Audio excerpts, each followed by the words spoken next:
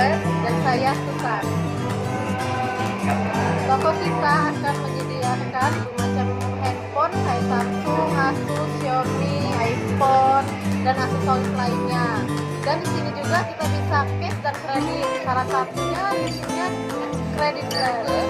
Buat teman-teman yang ingin mengajukan pembiayaan di Kredit Plus, minimal usia 21 tahun, domisili Palembang, mempunyai penghasilan tetap. Syarat lainnya KTP, NPWP atau BPJS.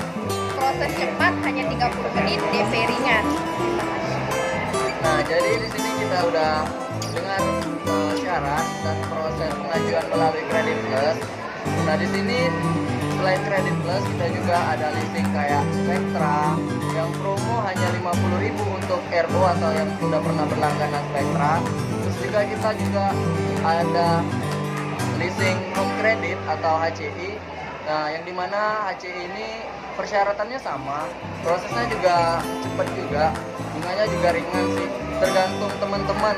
Kalau misalnya teman-teman mau pengajuan kredit di sini, jadi kita punya 3 leasing nih.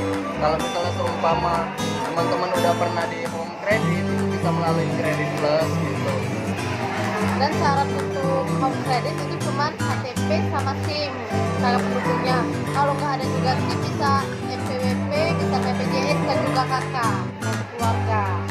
Nah, kalau buat syarat Spectra itu atau FIF itu syaratnya cuma KTP, BPJS dan SIM.